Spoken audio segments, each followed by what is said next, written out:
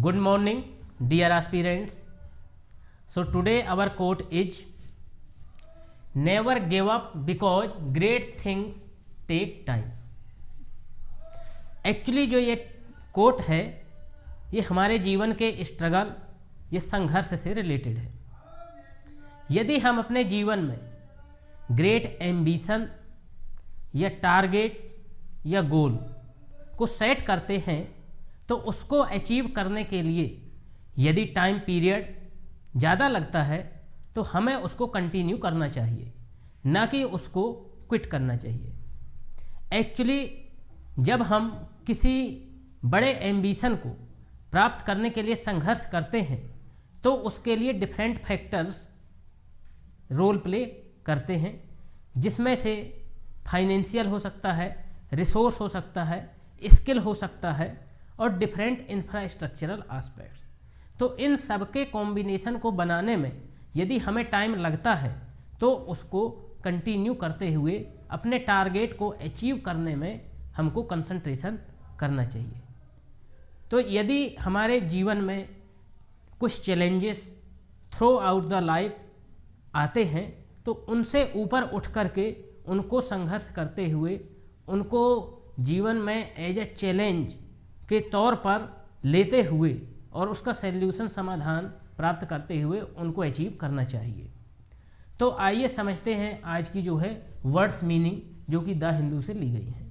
तो जो पहली मीनिंग है वो है रीटरेट समथिंग अगेन।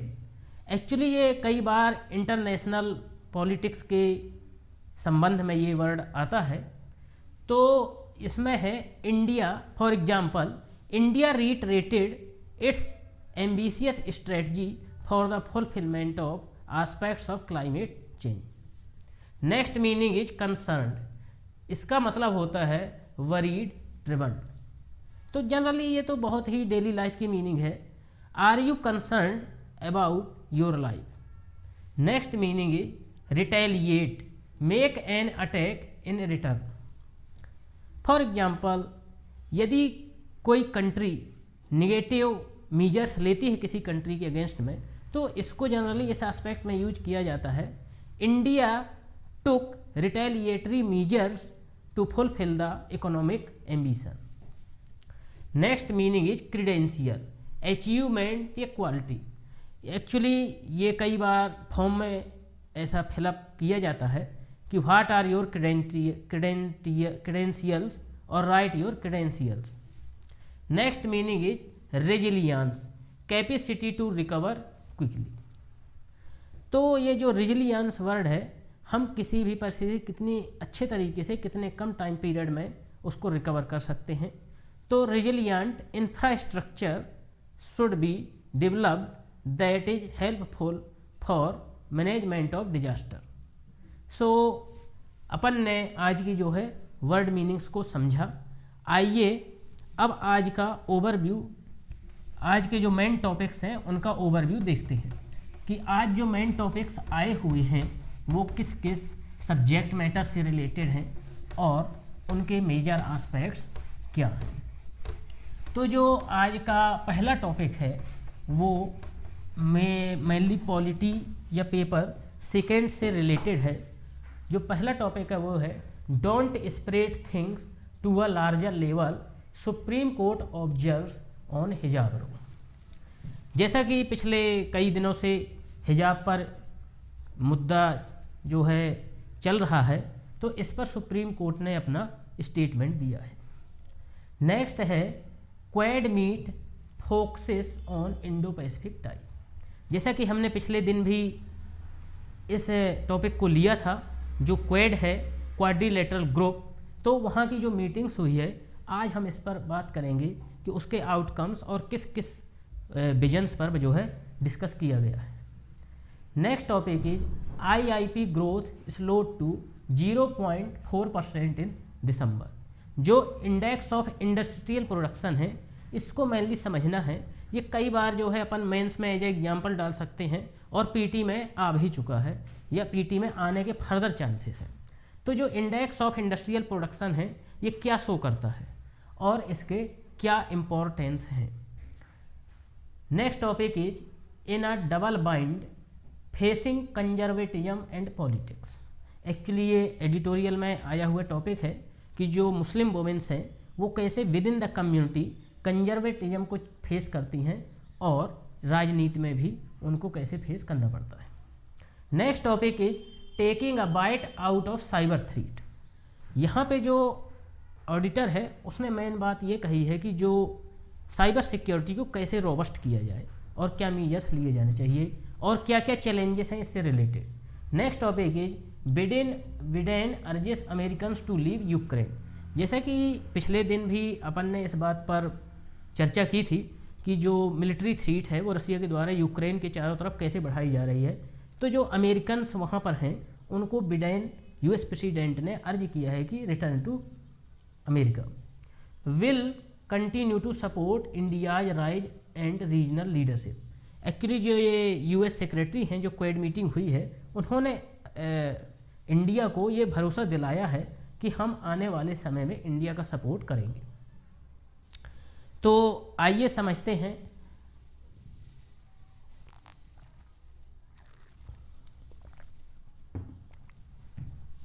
जो पहला टॉपिक है उसको, उस पर क्या डिबेट है और क्या एस्पेक्ट्स हैं। एक्चुअली पिछले दिनों कर्नाटका कॉलेज में जो है कॉलेज एजुकेशन कमेटी ने जो है ड्रेस कोड को कंपलसरी करने के लिए जो है रूल्स निकाले थे। तो उससे रिलेटेड क्या हुआ कि जो हिजाब होता है जिसको इंग्लिश में हेड स्कार्फ बोलते हैं, तो जो हिजाब जो गर्ल्स के द्वारा पहना जा रहा था उसको जो है बैन किया गया। उसके अगेंस्ट में स्टूडेंट्स जो वो हाई कोर्ट गए और उन्होंने पिटीशन फाइल की। तो यहाँ पर हाई कोर्ट ने जो है जजमेंट दिया है कि जो मेजर एजुकेशनल इंस्टीट्यूशंस हैं यदि वहाँ का जो कमेटी है एजुकेशनल कमेटी यदि वहाँ के ड्रेस कोड को डिसाइड करती है तो अदर ड्रेसेस जो हैं जैसे कि हिजाब इनको बैन करना उचित होगा। तो फर्दर उसके अगेंस्ट में जो सुप्रीम कोर्ट पर जो है मुद्दा जो है पहुंचा हुआ है। तो जो सुप्रीम कोर्ट ने कहा है स्टेटमेंट दिया है वो आज ये दिया है कि don't spread things to a larger level, supreme court observes on hijab. उन्होंने ये कहा कि इस मुद्दे को ज़्यादा हायर लेवल पर स्प्रेड ना किया जाए बल्कि सॉल्यूशन इसका फाइंड किया जाए, और उन्होंने कहा है कि due course of time we will give the judgement. तो यहाँ पर क्या है कि पॉलिटिकल आस्पेक्ट्स जो हिजाब से रिलेटेड हैं वो क्या क्या पॉलिटिकल आस्पेक्ट्स हैं और जो वहाँ के स्टूडेंट्स हैं उनके एजुकेशनल पर्सपेक्टिव से क्या आस्पेक्ट्स हैं। तो आइए समझते हैं हिजाब रिलेटेड इश्यूज। अभी मेनली ये फंडामेंटल राइट्स,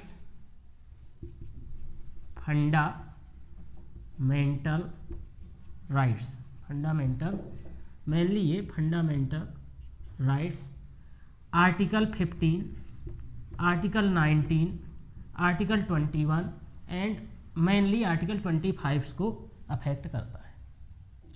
यहीं पर जो अदर ग्रुप्स ऑफ इंटेलिजेंसिया है वो ये मानते हैं कि जो ये हिजाब जो बैन किया जाना चाहिए उसके पीछे उन्होंने जो मेन आर्गूमेंट्स दिया है वो ये है कि secular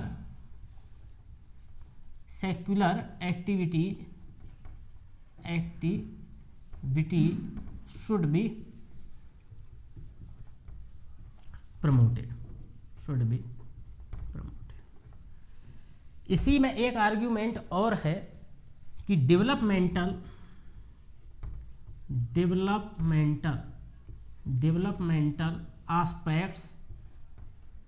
aspects should be more encouraged।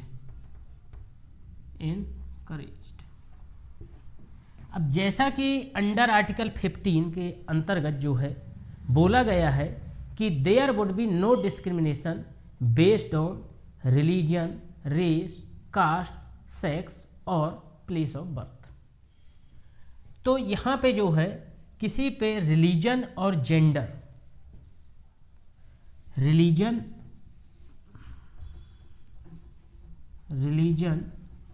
और जेंडर के बेसिस पे, रिलीजन और जेंडर के बेसिस पे no discrimination, no discrimination.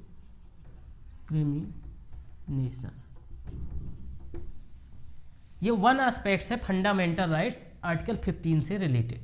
Article 19 में डिफरेंट फ्रीडम्स जो है प्रोवाइड कराई गई हैं। आर्टिकल 21 राइट टू लाइफ के बारे में बात करता है, how any individual would be affected due to the ban on the hijab, उसके जीवन पर क्या इफेक्ट होगा, इससे ये रिलेटेड है। अब जो मेनली ये रिलेटेड है वो आर्टिकल 25 से है, right to religion of, right to freedom of religion. अब इसमें कौन कौन सी फ्रीडम है, फ्रीडम ऑफ कंसाइंस, कौन इसमें है, freedom of conscience, profess, practice and propagate. Freedom of conscience, सी freedom of conscience, profess, practice and propagate,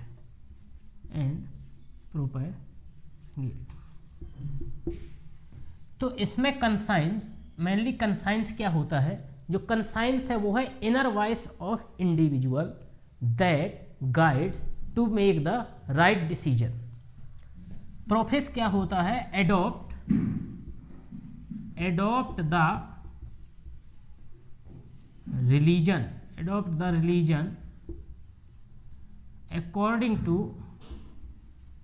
according to choice। Practice क्या होता है, फॉलो करना, follow in daily life, follow in daily life. Propagate ये होता है कि अपने रिलीजन को we are free to propagate our religion, हम अपने रिलीजन का प्रचार प्रसार कर सकते हैं, but we can not convert other individual forcefully to our religion. तो ये एस्पेक्ट्स है जो कि मेनली अफेक्टेड है। अब इसका ड्यू कोर्स ऑफ सॉल्यूशन क्या हो सकता है, तो इसमें mainly how culture affects the individual. अब चूंकि कल्चर जो है, कल्चर, रिलीजन जो है कल्चर का ही पार्ट है, रिलीजन, तो individual bound by culture by birth. तो जो रिलीजन है वो व्यक्ति जन्म से ही इस कल्चरल या संस्कृति से बंधा होता है, क्योंकि वो इसी इन्वायरमेंट में पलता बढ़ता है, तो उसके अंदर जो है ये इनहेरिट होना स्वाभाविक है। तो यदि उस पर यदि हिजाब पर बैन लगाया जाता तो उससे क्या कल्चरल या माइंड सेट पर उससे क्या इफेक्ट होने वाला है। तो इसका जो कर्नाटका हाई कोर्ट ने कहा है कि यदि किसी भी इंस्टीट्यूट में एजुकेशनल जो कमेटी है, कॉलेज कमेटी है, यदि वो ड्रेस कोड डिसाइड करती है तो it is for the all, should not be van't.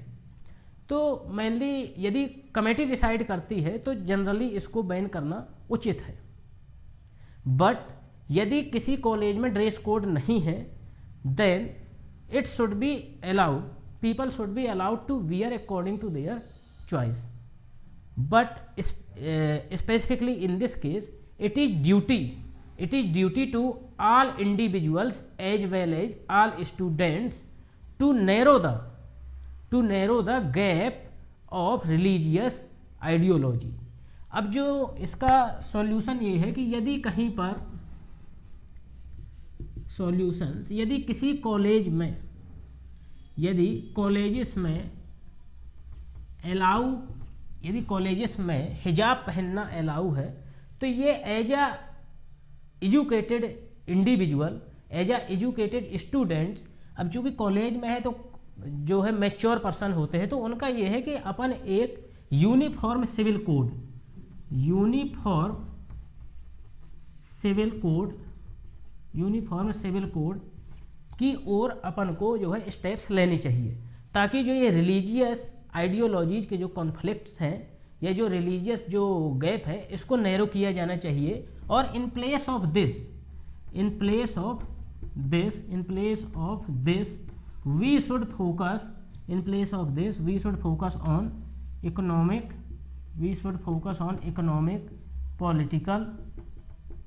Political and social development, तो इसके स्थान पर अपन को जो है व्यक्ति की इंडिविजुअल सोशल, इकोनॉमिक और पॉलिटिकल एस्पेक्ट्स के डेवलपमेंट के बारे में सोचना चाहिए और उसको बढ़ावा देना चाहिए, while same time respecting the rule of the law and constitution. आइए समझते हैं नेक्स्ट टॉपिक। जो नेक्स्ट टॉपिक है वो है Quad meet focuses on Indo Pacific ties. अब जैसा कि क्वाड जो है 4 कंट्रीज का ग्रुप है जो कि इंडो पैसिफिक रीजन में चाइना की जो एक्टिविटीज़ हैं उसको बढ़ते हुए इन्फ्लुएंस को काउंटर करने के लिए बनाया गया है। तो इस क्वाड मीन्स क्वाड्रिलेटरल, तो इस क्वाड में मेनली जो कंट्रीज हैं वो है अमेरिका, जापान, ऑस्ट्रेलिया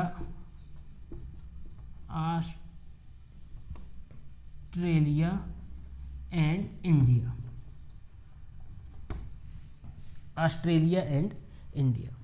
अब जो इस स्ट्रेटजिक जो मीटिंग हुई है उसमें मेनली ये बात हुई कि जो इंडो पैसिफिक रीजन है इसको कैसे एज अ ग्लोबल ट्रेड या ग्लोबल हब के रूप में यूज किया जा सकता है। एक्चुअली जो ये रीजन है ये more than 2/3 of the total economic growth throughout the world share करता है और more than 50% of the population. चूँकि इन्फ्लुएंशियल एक्टिविटीज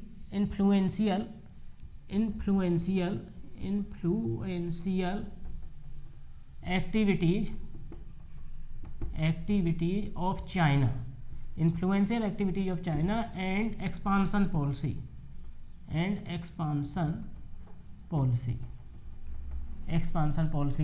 जो चाइना की एक्सपांसन पॉलिसी है वो ये है कि जो मेजर इंडो पैसिफिक रीजन्स में कंट्रीज हैं उनको जो है अफेक्ट्स करता है और यहाँ की जियो पॉलिटिक्स को एट द ग्लोबल लेवल पे जो है अफेक्ट्स कर रहा है। तो यहाँ पे जो 4 कंट्रीज हैं मेनली उन्होंने नेट सिक्योरिटी प्रोवाइड कराने के लिए, एज अ स्ट्रेटजिक हब बनाने के लिए, ओवरऑल रीजनल डेवलपमेंट के लिए, regional development related to climate change and development of the labour class as well as the social development के लिए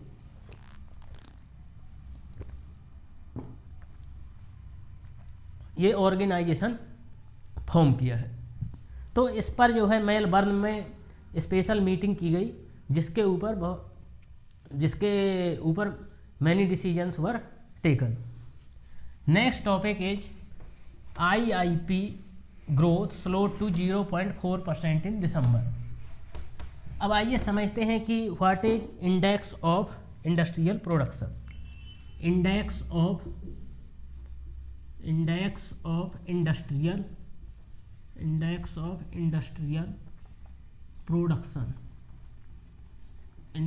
industrial production.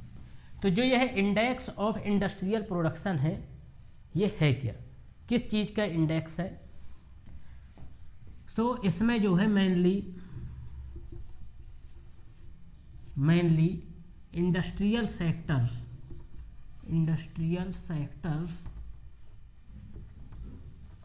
Production, industrial sector production consider किया जाता है। इसमें मेनली 2 ग्रुप में इंडस्ट्रियल सेक्टर को रखा जाता है, मेनली मैन्युफैक्चरिंग,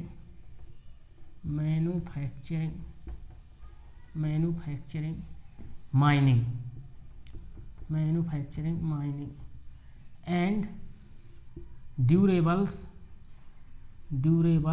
गुड्स और non durable goods, non durable goods. अब जो ये इंडेक्स है किसके द्वारा इशू की जाती है? जो ये इंडेक्स है सेंट्रल स्टेट्स ऑफिस, जो ये इंडेक्स है वो सेंट्रल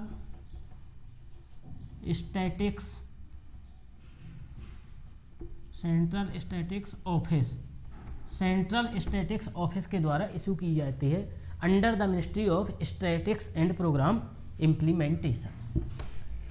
अब आइए समझते हैं कि इसमें मेन जो सेक्टर्स हैं वो कौन कौन से हैं। फर्स्ट ऑफ ऑल समझ लेते हैं कि इसका बेस ईयर क्या है। जो इंडेक्स ऑफ इंडस्ट्रियल प्रोडक्शन है इसका जो बेस ईयर है वो है 2011-12। इसको रेफरेंस मानते हुए इस इंडेक्स को कैलकुलेट किया जाता है। अब इसमें जो है 8 कोर इंडस्ट्रीज हैं, इसमें जो है 8 कोर इंडस्ट्रीज हैं जो कि 40% of total index, 40% of total industrial production in form of index के तौर पर शेयर करती हैं। अब ये कौन कौन सी इंडस्ट्रीज हैं? इसमें जो मेजर इंडस्ट्रीज हैं वो ये हैं crude oil, petroleum generally, coal, natural gas, electricity, natural gas, electricity, refinery, fertilisers,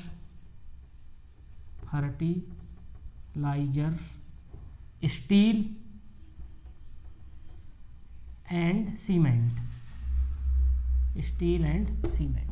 तो जो ये मेन 8 जो इंडस्ट्रीज हैं इनको कोर इंडस्ट्री के नाम से जाना जाता है और ये टोटल प्रोडक्शन का है, इंडस्ट्रियल प्रोडक्शन का 40% जो है शेयर करते हैं।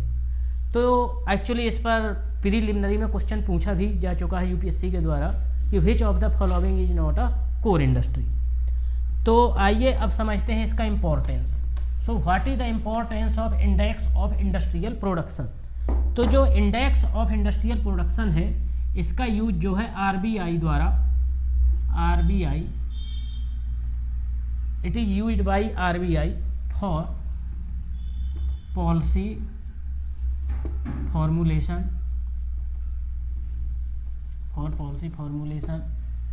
As well by financial institutions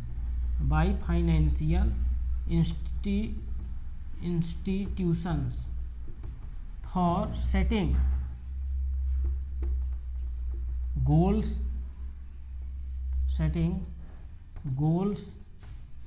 and objectives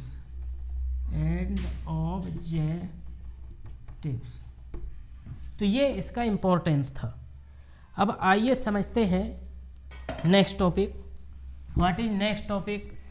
next topic is in a double bind facing conservatism and politics. Actually ये जो टॉपिक है ये एडिटोरियल में आया हुआ है और इसमें मेनली बताया गया है कि जो मुस्लिम वुमेन्स हैं वो कैसे हार्डशिप्स जो है फेस करती हैं। तो इसमें मेनली जो विद इन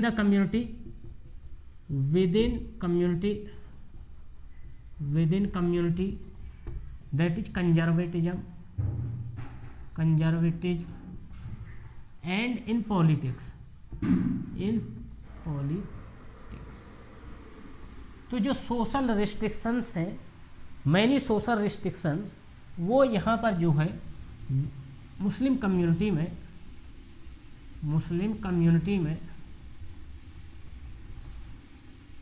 वुमेन एम्पावरमेंट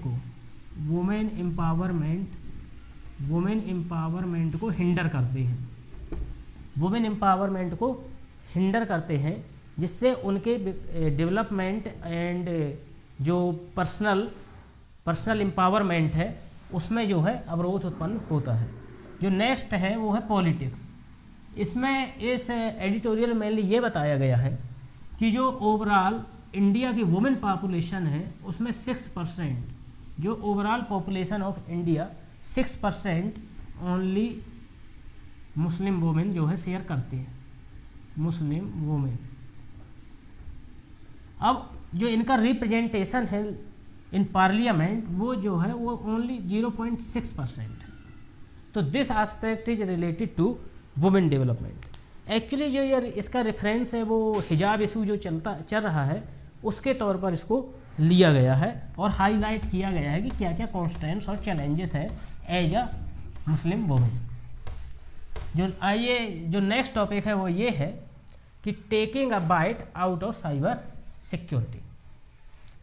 अब इसमें मेनली जो ऑडिटर है उसने बताया है कि जो साइबर सिटी है, साइबर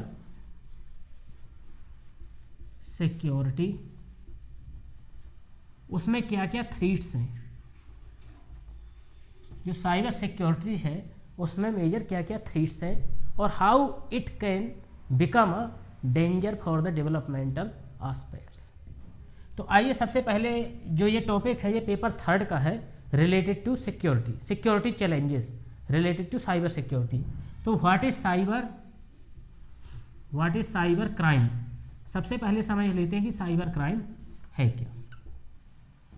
जो साइबर क्राइम होता है, actually cyber crime is invisible crime that is posed through the internet, computer, data और अदर इनविजिबल मीन्स।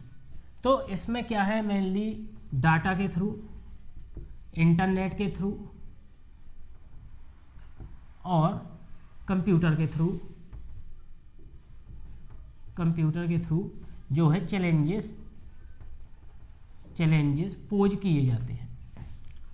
अब समझते हैं कि साइबर सिक्योरिटी क्या है। जो साइबर क्राइम है इसको प्रिवेंट करने के लिए प्रिवेंटिव मीजर्स और इसके लिए प्लानिंग करना, cyber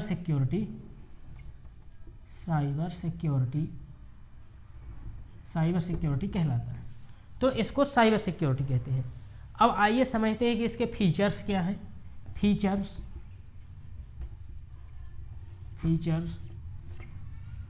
first of all it is independent.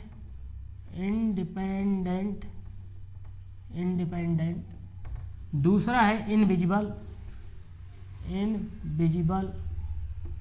जो इंडिपेंडेंट इन द सेंस कि जो ये है इंटर रिलेटेड आस्पेक्ट से जो है डिपेंडेंट नहीं है।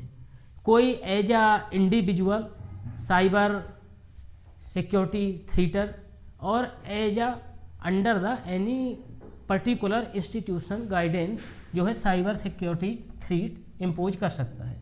अब जो ये इनविजिबल है, ये किसी इसको सामने से या in front of any particular location situation से देखा नहीं जा सकता है। It is in the invisible form. Third जो है वो है physical. No physical appearance.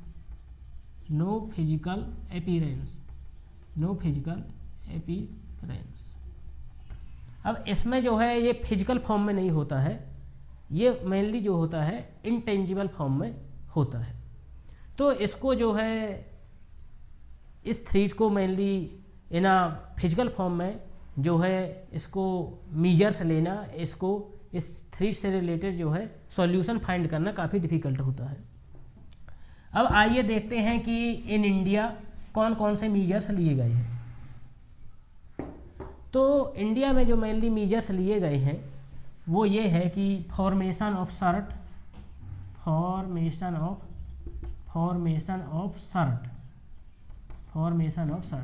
Computer emergency response team तैयार की गई है। साइबर सिक्योरिटी पॉलिसी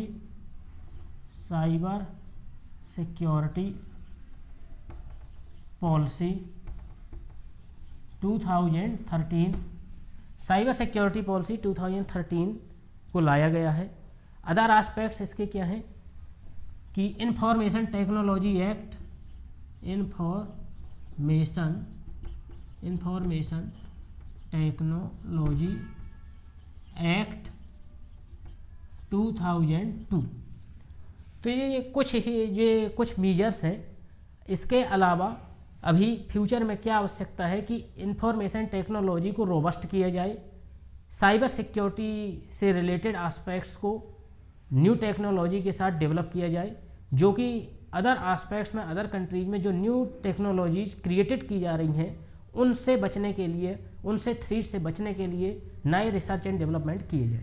अब इस एडिटोरियल में ऑथर ने बताया था कि how health infrastructure is being threatened by the cyber security, कि जैसे किसी की रिपोर्ट तैयार होनी है रिलेटेड टू पेशेंट, तो इसके द्वारा जो थ्रेट क्रिएट किया जाता है उसमें डिले कर दिया जाता है उसकी रिपोर्ट पब्लिश होने में या रिपोर्ट आने में।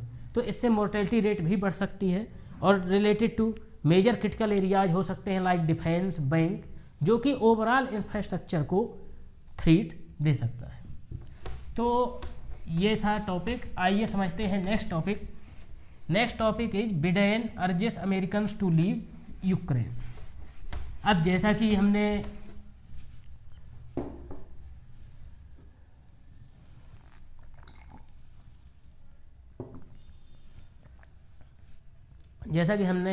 यस्टरडे जो है रसिया की जो मेजर थ्रेट जो पॉलिसी है, जो रसिया के द्वारा मेन थ्रेट जो इम्पोज की जा रही है यूक्रेन में, through the Black Sea and sea of Aegean while passing through the Bosphorus strait. तो इसमें Joe Biden US president, honourable president of US Biden, mister Biden का जो स्टेटमेंट आया, उन्होंने अर्ज किया है कि जो अमेरिकन्स यूक्रेन में हैं वो रिटर्न हो जाएं। Next topic is will continue to support India's rise and regional leadership. तो यहाँ पे जो यूएस सेक्रेटरी उन्होंने क्वाड की मीटिंग में भरोसा दिलाया है एक्सटर्नल अफेयर्स मिनिस्टर्स को और इंडियन गवर्नमेंट को कि हम हमेशा इस स्पेसिफिक रीजन में जो है आपकी सहायता के लिए तैयार हैं। और यहाँ के जो मेजर इश्यूज हैं उसमें इंडिया जो है as a man leader role play कर सकता है। रीजनल ग्रुपिंग्स में भी इंडिया जो है चाइना को काउंटर करते हुए as a net security provider in the Pacific region में बन सकता है, जो overall global peace and prosperity में हेल्प कर सकता है। तो ये थे आज के मेन टॉपिक्स। अब आइए समझते हैं जो हमने कल क्वेश्चन लिए थे उनके मेन आंसर क्या हैं, तथा इसके बाद जो mains first of all PT का एक्सप्लेनेशन समझते हैं और इसके बाद मेंस को डिस्कस करेंगे। जो मेंस के 2 क्वेश्चन दिए गए थे, तो आइए समझते हैं पीटी का क्वेश्चन। जो पीटी का पहला क्वेश्चन था वो ये था कि under which article of Indian constitution any individual can marry according to his own wish। संविधान के किस अनुच्छेद के अंतर्गत कोई भी इंडिविजुअल अपने मनपसंद शादी कर सकता है? तो वो था article 21। Under the article 21 actually इस राइट टू लाइफ, इस आर्टिकल का बहुत ही ज़्यादा स्कोप है और different according to different rulings by the supreme court. इसमें यह बताया गया है कि under the article 21 right to marry जो है जस्टिफाइड है, it is a fundamental rights. अब जो नेक्स्ट क्वेश्चन था वो ये था कि under whose prime ministership 9th schedule was introduced. 9th schedule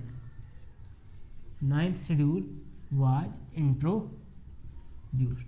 तो उसका आंसर था prime minister Pandit Jawaharlal Nehru. Prime minister Pandit Jawaharlal Nehru.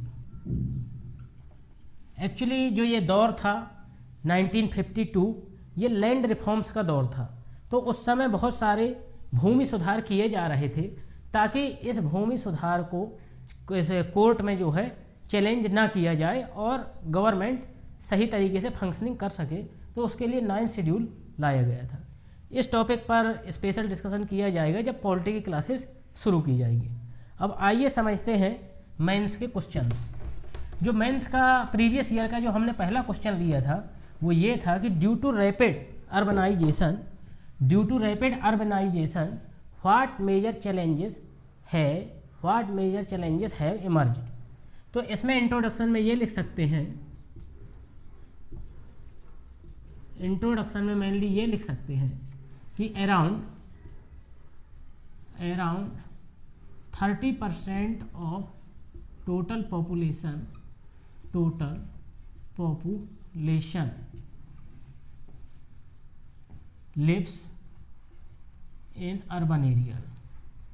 lives in urban areas.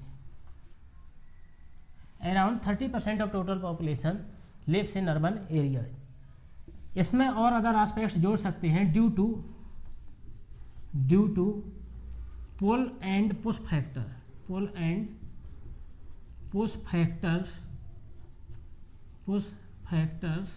migration has increased at alarming rate.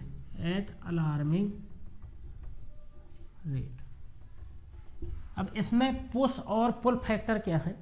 Push factors actually वो होते हैं जैसे रूरल एरियाज में एम्प्लॉयमेंट ना होना, एजुकेशनल फैसिलिटीज ना होना, मेडिकल फैसिलिटीज ना होना। और पुल फैक्टर्स क्या होते हैं? जो कि फैसिलिटीज़ अर्बन एरियाज में अवेलेबल हैं वो व्यक्ति को एज अ पुल के रूप में काम करती हैं, वो व्यक्ति को खींचती हैं अपनी तरफ, जिसकी जो फैसिलिटीज़ प्राप्त करने के लिए रूरल पीपल जो है अर्बन एरियाज में माइग्रेट करते हैं। तो इस तरीके से इसका इंट्रोडक्शन हो सकता है। अब what are the major challenges, body में जो मेजर चैलेंजेस हैं, वो फर्स्ट ऑफ ऑल ये है कि डेवलपमेंट ऑफ स्लम्स।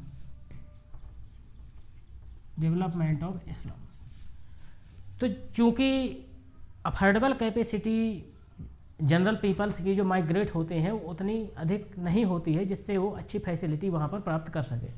तो इससे क्या होता है, स्लम्स झुग्गी झोपड़ियों का जो है निर्माण होता है। और related to this many diseases, अब इससे क्या होता है, due to lack of sanitation facility, यहाँ पे मेजर डिजीजेस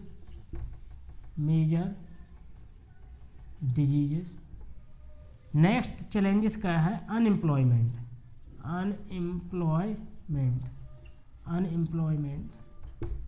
किसी भी जो अर्बन एरियाज की होती है सिटी की, उसकी एक मैक्सिमम कैरिंग कैपेसिटी होती है।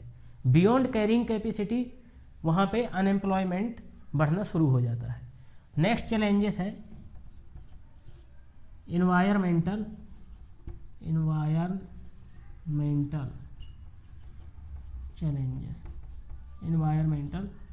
चैलेंजेस।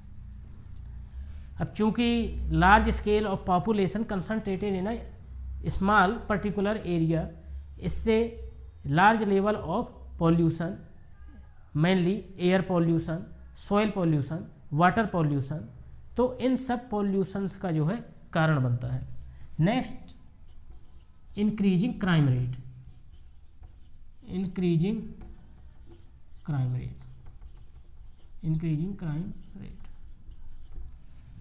चूँकि जो पीपल हैं वो अर्बन एरियाज में माइग्रेट करते हैं विद लॉट ऑफ एक्सपेक्टेशंस कि वहाँ पर अच्छी फैसिलिटी होगी, but due to lack of proper income these creates the habits of the crime among the people. तो इससे क्या होता है कि क्राइम रेट जो है बढ़ता है। ये मेनली मेजर्स जो सिटीज़ हैं, जो मेगा सिटीज़ हैं, उनमें देखने को मिलता है। अब आइए इसका सॉल्यूशंस क्या हो सकता है। जो सॉल्यूशन तो जो former president of India doctor APJ Abdul Kalam, उन्होंने एक पूरा मॉडल दिया था, पूरा मॉडल पूरा model providing urban amenities in rural areas, providing urban amenities rural areas. तो इसमें क्या है कि जो फैसिलिटीज़ अर्बन एरियाज में हैं उनको रूरल एरिया में प्रोवाइड कराई जानी चाहिए। इससे क्या होगा कि जो पुश फैक्टर है वो कम होगा और इससे रीजनल डेवलपमेंट को भी बढ़ावा मिलेगा। तो decentralization of industries and adopting the regional development policy, जो बैकवर्ड रीजन है उनको जो है मोस्ट डेवलप्ड रीजन की ओर से रिसोर्स प्रोवाइड कराते हुए उसको डिसेंट्रलाइज करके उस रीजन को डेवलप किया जाए। तो these aspects may be written in the conclusion. Next जो हमारा क्वेश्चन था वो ये था कि what are the major issues related to MSP and what are the major issues related to MSP and how MSP is calculated. What are major issues related to MSP? What are major issues related to MSP? तो इसमें जो main introduction है वो ये लिखा जा सकता है, इंट्रोडक्शन, कि व्हाट इज MSP, इसको डिफाइन किया जा सकता है मिनिमम सपोर्ट प्राइस। तो ग्रोविंग सीजन के पहले जो गवर्नमेंट के द्वारा प्राइस अनाउंस किया जाता है डिफरेंट क्रॉप्स के लिए उसको MSP कहा जाता है। अब इससे रिलेटेड मेन इश्यूज क्या हैं? इससे रिलेटेड जो मेन इश्यूज हैं वो ये है कि सभी फसलों के लिए ये कवर नहीं किया जाता है और मेनली अदर जो इशू है वो ये है कि not sufficient price. Generally farmers की डिमांड ये होती है कि और MSP के लिए प्राइस बढ़ाया जाए। नेक्स्ट प्रॉब्लम ये है कि all farmers are not able to sell their products to the particular assigned MSP mandis. तो जो है उनका इंटीग्रेशन नहीं हो पाया है। नेक्स्ट प्रॉब्लम स्पेशली ये है कि related to agriculture market, electronic agriculture market, lack of literacy rate. जो हमारे फार्मर्स है वो लिटरेट नहीं है तो उनको मेन इलेक्ट्रॉनिक मंडीज से जो है कनेक्ट करना काफ़ी डिफ़िकल्ट होता है। तो एज अ सॉल्यूशन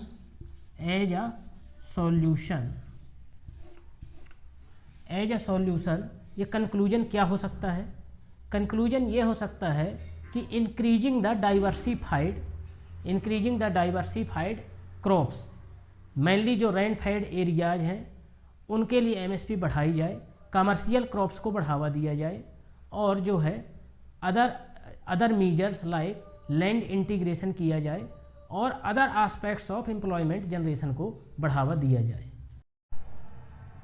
स्टूडेंट्स, जैसा कि हमने अभी एक्सप्लेनेशन देखा और हम डेली जो है एक क्वेश्चन न्यूज़ के बेसिस पे जो हम एडिटोरियल एनालिसिस कराते हैं उसका क्वेश्चन प्रोवाइड कराते हैं, साथ में एक मेंस का प्रीवियस ईयर का क्वेश्चन और 2 previous year questions related to preliminary exam. तो आइए देखते हैं कि कल के जो मेन क्वेश्चंस जो आपको कमेंट सेक्शन में लिखने हैं वो क्या है। जो प्रीलिमिनरी का जो पहला क्वेश्चन है वो ये है कि rule of law index is released by which of the following. आपको इंस्टीट्यूशन का नाम बताना है कि जो रूल ऑफ लॉ इंडेक्स है वो किसके द्वारा इशू किया जाता है। जो पहला ऑप्शन है वो है amnesty international court of justice, the office of UN commissioner for human rights and D number world justice project. जो सेकेंड क्वेश्चन है वो ये है कि which of the following links all the ATMs in India. जो ATM को जो link करता है वो कौन सा इंस्टीट्यूशन है? Indian banks association, reserve bank of India, national payment corporation of India, national securities depository limited. तो ये थे प्रीलिमिनरी के क्वेश्चन। अब आइए देखते हैं कि मेंस के जो क्वेश्चन हैं वो क्या है। जो मेंस का पहला क्वेश्चन है प्रीवियस ईयर पे बेस वो है there is no formation of deltas by rivers of Western Ghats why. ये फर्स्ट पेपर ज्योग्राफी का क्वेश्चन है जो कि आपको 100 वर्ड्स में लिखना है। जो सेकंड क्वेश्चन है वो ये है, explain major constitutional aspects related to hijab issue and suggest your major, जो कि एडिटोरियल में जो कि इस इशू को डिस्कस किया गया है आज के मेजर हिंदू टॉपिक्स में, तो इससे रिलेटेड आपको आंसर लिखना है और सॉल्यूशन भी प्रोवाइड कराना है। So thank you so much.